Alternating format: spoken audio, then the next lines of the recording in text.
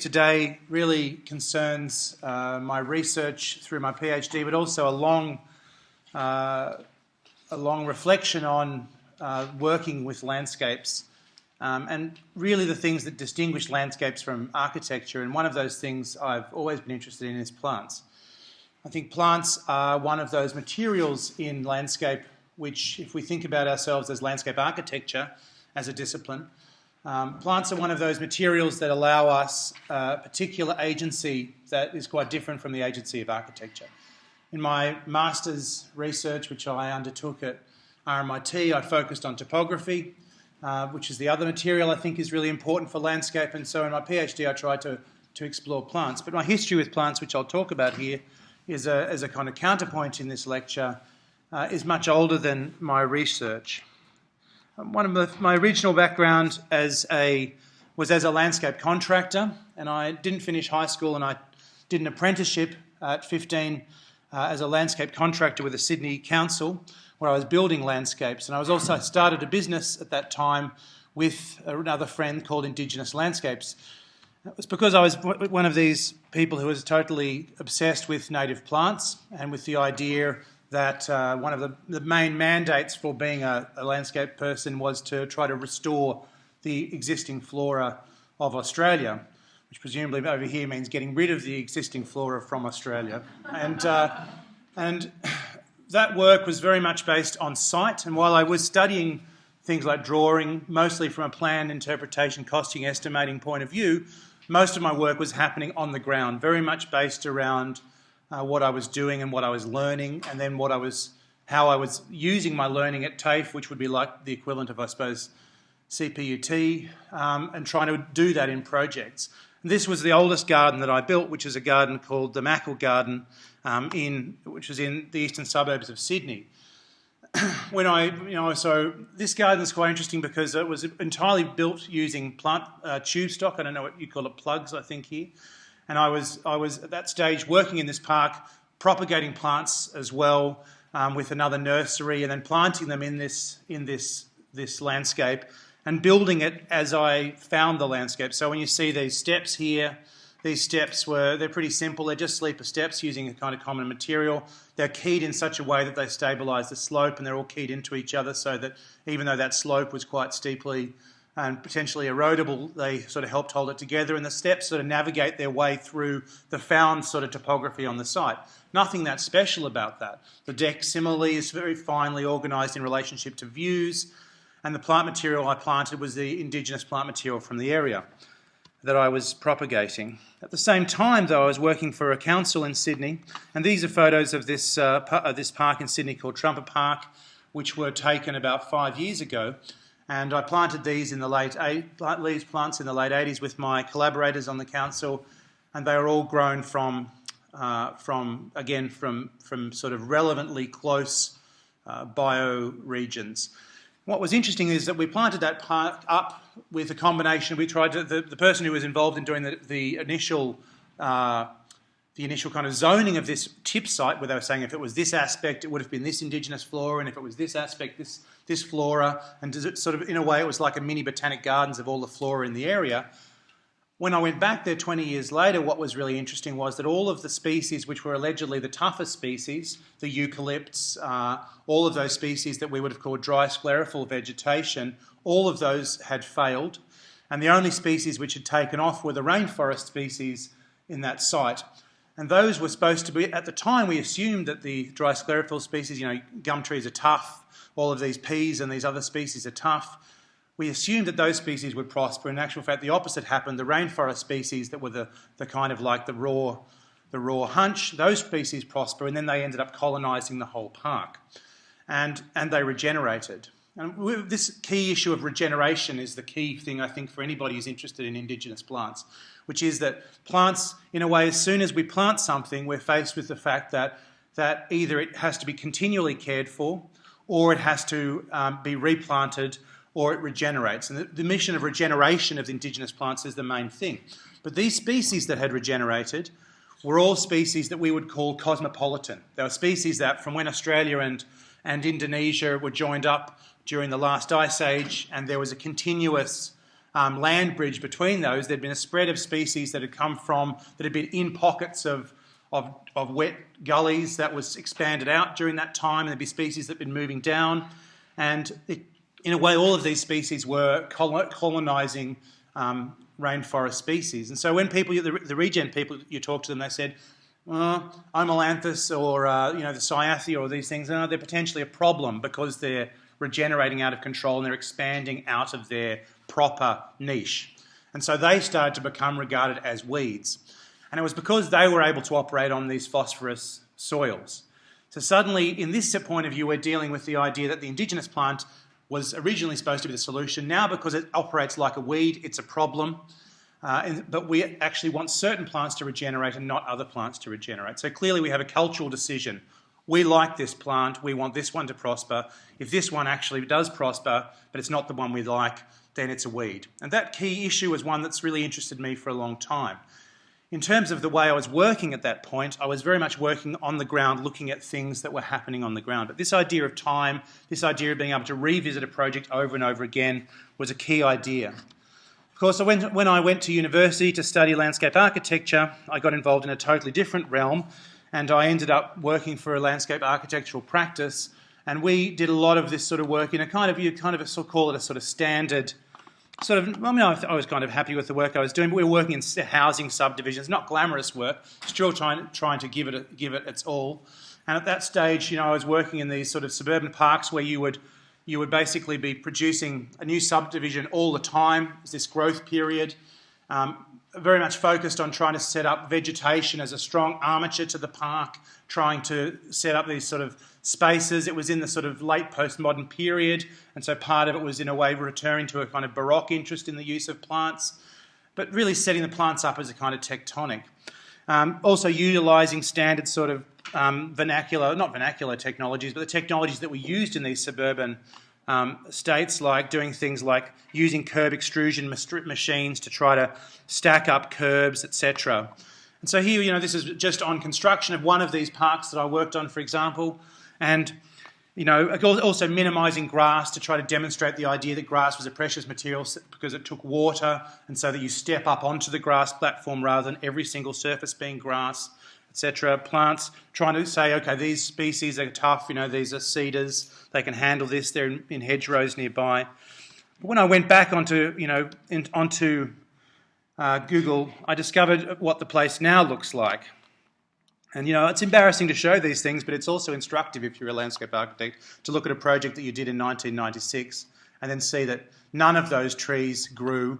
One self-seeded tree turned up. This sort of grassed edge got hacked to death with a whippersnipper. And ultimately, the very intriguing thing is that in the plan of what happened, later on another subdivision joined this subdivision, and another person designed another park that they added onto the end of this park, of which we can see that process here, presumably on that side, was the park that was branded for that subdivision. This was the park for this subdivision, and the two have absolutely no relationship to each other apart from this is my brand, but they actually join together in this really strange way. We can't necessarily predict these things. And if we're landscape architects, in a way, what we're dealing with in this situation is some sort of regression of intention, that somehow we had this idea and everything changed. Now, for me, this is a similar thing that happens. Here's another project. It's a kind of conventionally delivered project, a more recent project of mine with the architect Donovan Hill.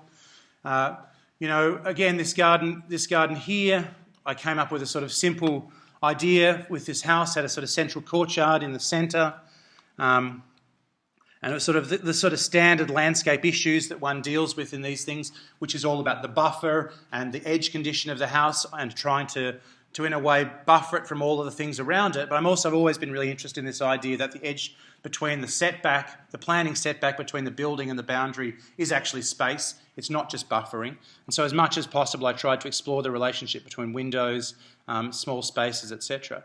But in this situation, if we looked at it, what really is interesting here is that the way we worked with this project was we didn't have a budget to document it. This was just when the global financial crisis was occurring.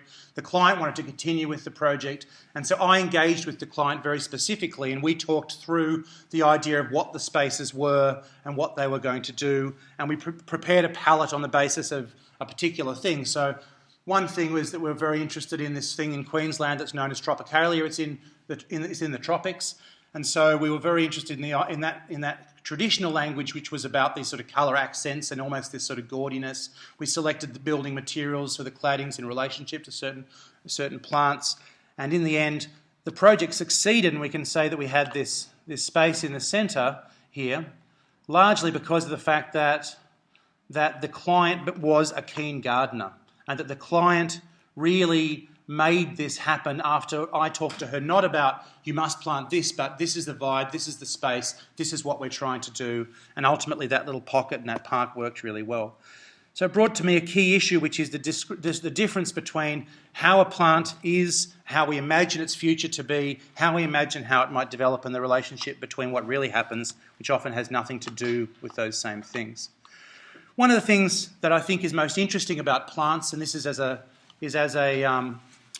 sort of history teacher, I spend a lot of time visiting gardens around the world, and I've been very interested in this question of if we're in representation, we're drawing plans, we're speculating as we're drawing plan sections, models, this is what's going to happen with them, this is how the future's going to work, these are the spaces created. There are a whole lot of studies across the history of landscape where people have tried to do that, and how they've calibrated particularly plants to get architectonic effect has been a really major thing. And so here we see, for example, a classic example of that is at Versailles. Here in winter, the tree without their leaves, we can see how these alleys and these contra alleys have been set up so they're creating both interior spaces in here, how they're creating long sort of circulation spaces between, and in a way this sort of Baroque thing, I call it partie and parterre, the way that the overall structure gets set up and trees create sub-volumes within that overall structure.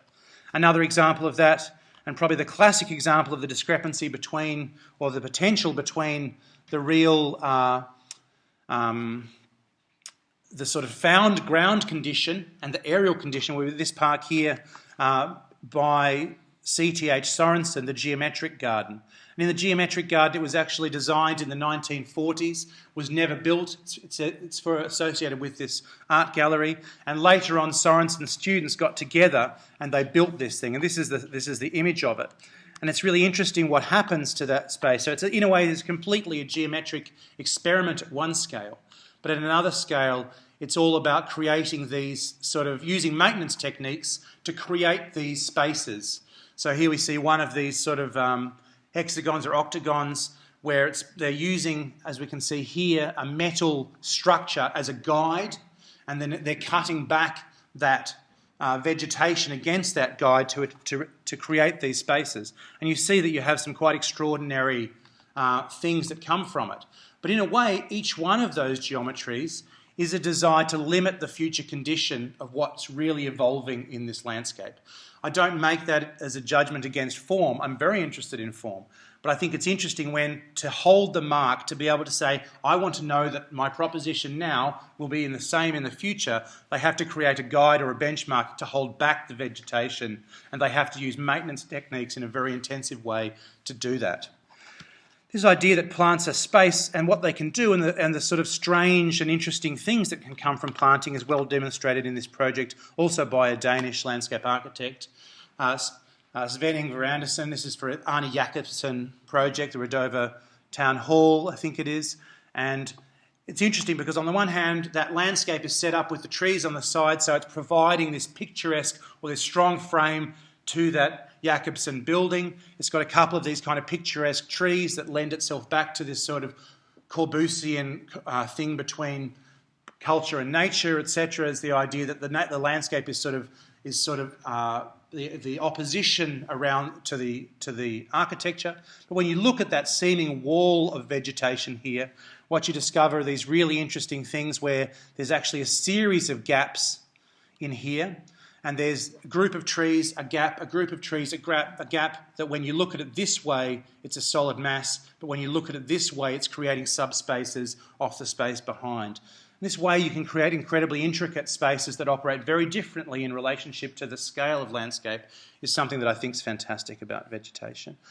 In the planting books, they would talk about this in a kind of a volume slash orientation and very much an architectonic spatial language. A project that I had an opportunity to work on in Melbourne, which was another one of my great failures, was this project for greening Sydney Road. I worked with a company called Deep End, some Dutch landscape architects who were in Melbourne for the building of Federation Square, and we both were trying to build our practices, and so we collaborated on this project together. And Sydney Road was this completely crazy street that was the original road between Sydney and Melbourne. And interestingly, that road just became so congested over time. The sidewalks were so tight. There were trams running down the centre. There were awnings over the top, signage everywhere. They had this idea, we're going to green this street. And when we started to do look at services in this street, we discovered that there was literally no point which you could put a plant in the ground to create any sort of greening. So we started to look at this idea, and we did this series of studies to show what is the space that we have to work in. And when we started to model this in 3D, we discovered, well, this is literally the space that we have to work in. And so we came up with this idea of creating a ductile hedge, which was that we would say, okay, what we're really after here is some vegetation as separation, as solid mass, and much the same as this project by Sorensen, where he's cutting it back to this form. We created this what we called it, this ductile hedge that snaked its way through the street, made out of stainless mesh. And ultimately, because that council was totally an Indigenous plants council, the only plants that they would allow us to put into this were Indigenous plants from that region. And within 3 months, the plants had all died. Again, the plants had all died. And what we were planning to do was to use a weed from New Zealand. And our argument was the chance of invasiveness coming from this isolated fragment, using a plant that doesn't create seed, is so small. We want the weediness, otherwise you're not going to get anything. And in the end, 5 years later, these strange objects pulled out of Sydney Road. Again, because we're working with holding back the potential of vegetation to a form rather than working with the potential of vegetation to transform and change to something else. Plants are such a strange thing. I will sort of just talk about one quick example as well in this mould of using space. Here's a project where I tried to think about this sort of sense of what the vegetation was doing for this firm, Donovan Hill. We're working in this sort of resort area where they wanted to make a resort further up north, but they couldn't really get much infrastructure to it. So the practice created these things they called happy houses, and where they had 2 modular configurations. The top one is the kitchen or bathroom unit. The lower one is the bedroom unit. And that they configured these with what they called an ODR, it's Queensland, so outdoor room, with an ODR in the centre, 2 of the bedroom modules and 1 of the other modules at the rear. And in formulating the planting for it, we tried to think about every possible way that one plant could do multiple things in space. So when it was at the front and we're looking across it, it works as a foreground, it opens up a view outside. When you see it from an angle together, those plants join up to create another form. When one looks through the window, every possible sense that one plant could do multiple things. And with this idea of architecture as plants as a kind of architectonic thing. But one of the things that's probably the most interesting things about plants is really their ability to have qualities that are really hard to get to. And so if we look at these photos, we can see a range of different conditions that are, in a sense, highly subjective. This space here, we think about those trees. Someone made a decision to plant those trees. We can say that the decision was made and those trees grew. Over the life of those trees, all of the bad things that can happen to trees somehow didn't happen to them. Every tree, in the sense that's that big, is a major victory over long periods of time. And yet, when we try to capture what this is and we try to talk about the qualities of the grass with the light and the shade, and we keep pursuing drawing and documentation, clearly there's going to be a gap there that we're not getting to. When we look at this situation and we look at the way that these different materials here, and this is a project by a modernist Italian landscape architect, here we can see that those things are all growing into each other, but somebody also has been pruning them to keep them separated, to keep them into the idea of them being one continuous form. Similarly here, there's an attempt to try to keep that relationship of this kind of mound of vegetation against this grass condition. That's a maintenance relationship. What is the agency of the designer to that? Very little. It changes into a different realm. It changes into the realm that I'd been in before I started studying landscape architecture, which ironically is the realm I've been trying to dig my way back to for the last 20 years. These qualities, this sense that landscape is a kind of entirely qualitative condition of sorts, highly situational, microecologies inside plants like this Spanish moss here. All of these, the wildflowers here that interestingly I discovered that you guys have similar wildflowers over here. These conditions are definitely not part of this, which is the standard material planting design view of landscape architecture, which is that we deal with plants by a combination of form, texture and colour. Coming through an architectural school, after my horticultural training, I was always struck by how intellectually bereft this was as a way to talk about plants. And also how, in a way, it doesn't come close to some of those conditions that we know and appreciate now in plants and in contemporary planting design, such as, here we have the work of Piet Oudolf here in the High Line, there in the Serpentine Pavilion over here. That's all generated in a way off much earlier work by people like Vita Sackville-West and at gardens like Sissinghurst. And so, and all of those people, including Piet Oudolf, is a gardener. They're garden people. They're people whose primary practice is as a gardener and who've worked back to representation from the garden as compared to projecting from representation back into the landscape with this idea that plants are just an extrusion. Now, I've been very interested in that question as a primary fascination for quite a while, and I'm not alone in that. There's the ability of, this idea of working with qualities is something that the French landscape architects are extremely good at. One way of pursuing it is that's used is this sort of collages that are about trying to pull out these situational things and to try to find and bring out some sensibility, which is a key term, as a rendering to try to render those qualities onto a planting plan, but ultimately still the planting plan is in a way, and this is here of folk landscape architects, it's a kind of machinic version of understanding flowering cycles, etc., etc. A landscape architect who for me was really interesting and very influential in this respect was Yves Brunier, the French landscape architect. Brunier died in the early 90s from AIDS, and he was a great French landscape architect, and a tragedy to have lost. And he was really Koolhaas's first major landscape architect, and he'd seen Koolhaas's scheme for Parc La Villette. He just turned up on Koolhaas's doorstep, said, "Don't pay me, but I want to sort of set up in the corner." And Koolhaas describes in his obituary book, his Festschrift, his obituary book, how he would just be up there like cutting up things and sticking things together, and then occasionally he'd turn up with this really ugly model, and they discover within it some level of agency with landscape. This idea of kind of the technique of planting design can lead to a planting design outcome is something that I've been really interested in as a person who's a history teacher as well as a studio teacher. In my own practice, I've tried to move from a situation where we worked from a kind of sense that of drawing where it's a sort of documentation where the tree is in a way has no body to it. The tree is just a tree circle. It's just a isolated, somehow it's almost like this completely transparent circle. It has no body, has no age, has no nothing, and that our whole job is to find a centre point and give it a code. Which is in a way what landscape architecture becomes. How do we give that a body in the design process that allows us to get some dynamism? And I've done my fair share of projects that operate in that way.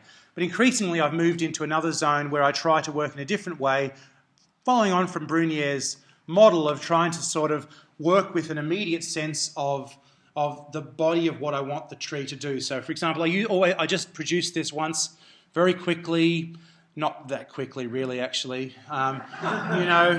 it's that thing of when you're an academic in practice, when you start to do something, the first thing you have to always relearn is how do I practice every single time. And so, in a way, this is all out of junk mail, where I started with trees of a certain size, and I literally just started cutting out a whole lot of this junk mail, and I began sorting it. And as I sorted the colours, I started to imagine what they were doing. And so each one of them, here we have a piece of revegetation here, and I've just gone, well, it's a body of one sort of palette of materials. At other points, we have the idea that we have a view corridor through, but at the same time one that blocks it in the other direction, that we have a kind of change of different materials alongside, and then afterwards I then pull off the plant schedule, which of course you do need that. You're always going to need that. We need to be able to build the project. But it's starting with this idea of working with a body. I did this on a range of projects over time, working with layers, so saying, here's the ground layer working in one particular frame, here's the next layer of vegetation working with another frame, and starting to work and overlay those to try to get a sense of how they work three-dimensionally. Ultimately, I ended up focusing on, most recently also on the work of landscape architects from the modernist period, like James Rose here, and these are James Rose's drawings and models, where he was really interested in trying to extend the modernist language to plant material, which ultimately for him became an investigation in transparency. And the idea that whereas there's sort of sense of the tectonic in architecture has a certain mass to it, the quality in landscape architecture is a variation in opacity. And as layers cross over each other three-dimensionally, as plant forms cross over each other, and he was very interesting and systematic in trying to create a language for how to understand those forms in this kind of modernist way. He, in a way, did something that no one had really done that much before in terms of investigating plants. I've been working on that, hybridising that method in one of my most recent gardens, which is developing at the moment, where I've been sort of using a combination of the collage method of the plant materials, but also starting to explore using the model and three-dimensionality of the model to try to get a sense of what that is really doing in the space and how that's working.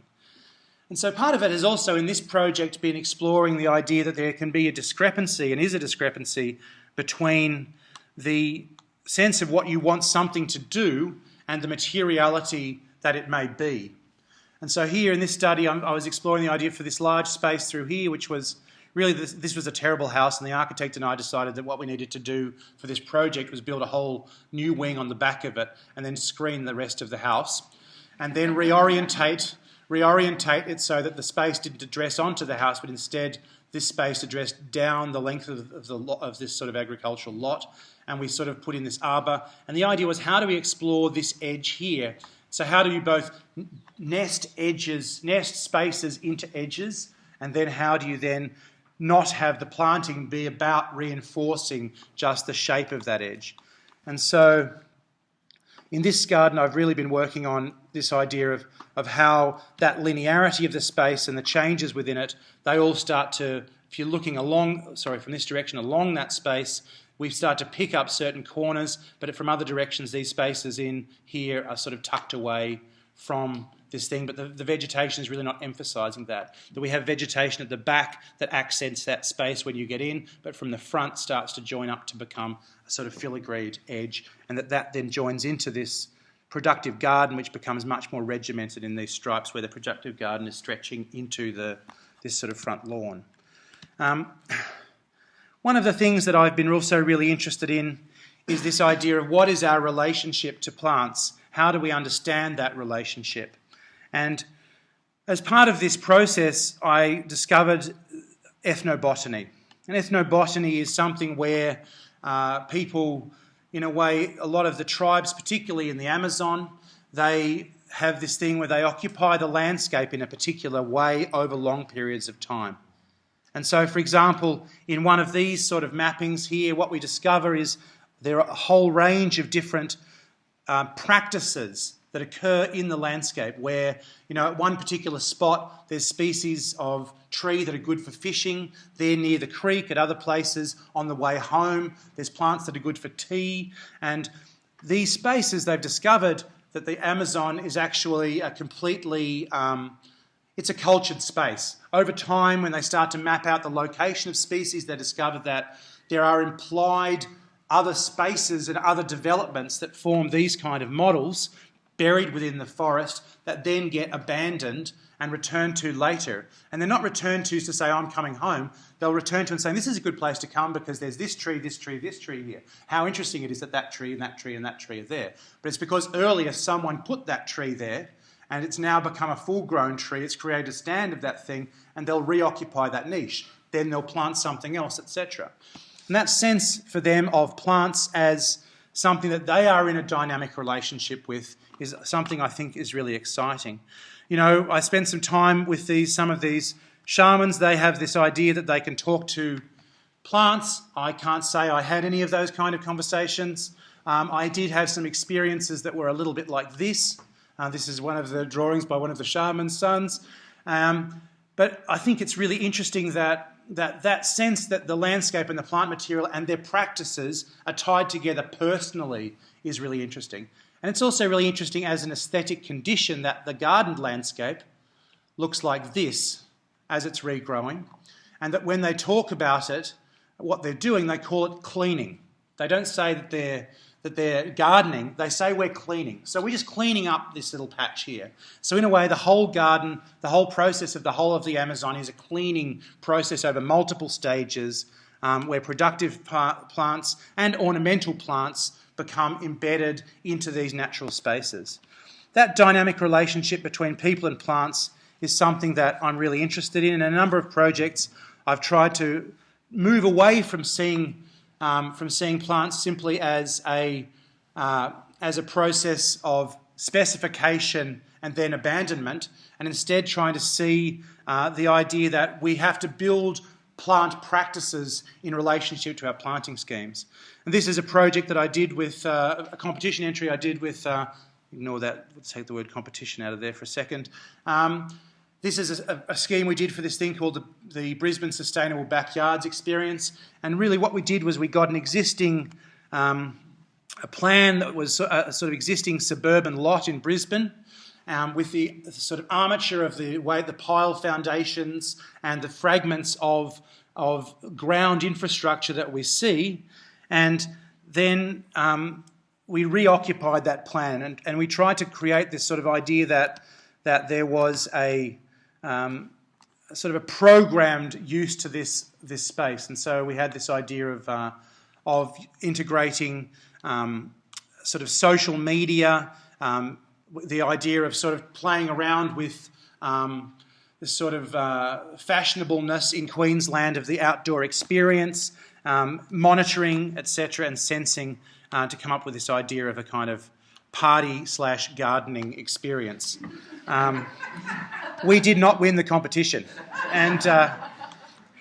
But, you know, I think that idea that the landscape is something that we occupy, that plants are part of that occupation experience is really important, and something, you know, very familiar with you guys. Here's from my Bucks party in Australia before I came over here. And here, this is a sort of old mate. This is what became referred to as the pork model. It's hard for me to explain exactly what it was, but we had ultimately decided that this was a simulation of another landscape we'd been in. And so, you know, this space is interesting to me because of one crucial thing, which is that this is my mother's house. I inherited it.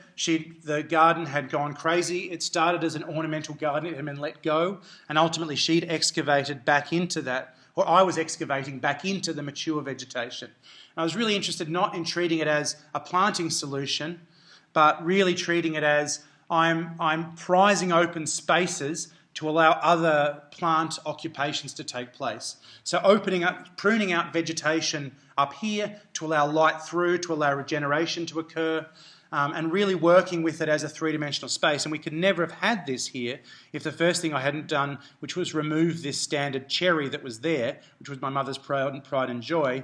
And suddenly to do that, suddenly this other space opened up. It had no vegetation in it because it had no light in it previously. And so this could only exist because of one decision, remove a standard cherry which was blocking that thing. You know, similarly, you know, as a mate of mine, you know, he said to me, can you give me a hand with my my trees in my garden. I want to deal with some light, etc. And so, I was trained at Hort College as an arborist, and so it turned up there, the chainsaw, no problem. Give me a case of beer is the thing. We have different labour rates here, so it's cheaper for me to do it than pay anybody else to do it. And so this is, here the situation is very simple. I said this tree and this plant are, they're part of the same space, but they're each blocking each other. And so I said, let's just work and cut into the tree. We're going to open up and get light in the back here. We're going to get crisscross limbs out of the way. We're going to separate this grevillea back. And at the end of it, he said, it doesn't look like you've done anything. And I was sort of like, well, that's probably really a good solution, because the idea is that this tree has a form. Let's work with that form. How would I specify that as a landscape architect? I would have to start a process of writing about or superintending, which would be much longer than get out a chainsaw and have a go. And so this is where I come to my sort of concluding parts, which is that I've moved into this sort of area of practice where I'm sort of, in doing more and more, I'm doing on-site with people. I've become an iPad fanatic. This is the clients for this project here, which is I've sort of started doing this thing where I do a collage, photograph the collage on the iPad, label it there and then, present it to the clients, not always in a spa. He was a film guy. He had this waterproof thing for iPads, and he was like, let's try it out. Okay, it's Queensland. This is the sort of things we do in Queensland. And so, and then after that I went back and I annotated those things back onto the iPad with a photograph about, do this, cut this back. And then ultimately there was no design. There was just these guys doing it for themselves. And I've come to that conclusion. Here's another example of that. And I've called in these garden chats, charged by the hour. You do it there and then, it's finished. Might be another one, walk around the site with the architect, document the siting decision, start to try to work out how these things work. Thank you very much, invoice. Particularly if you're an academic, this is otherwise, once you start opening the door on endless hours of work, this working is a much better way. In Australia, finally, I'll end on a project which is sort of quite interesting to me. Another guy I work with all the time, Baber Studio, Kim Baber is his name. He said to me, Jules, we've done this childcare centre, very nice building, extension to the childcare centre that they'd done, but we've really got no budget for landscape at all, but I really want you to do some work on it. So I said to him, you give me the budget, construction budget, and I'll arrange for the whole thing to happen.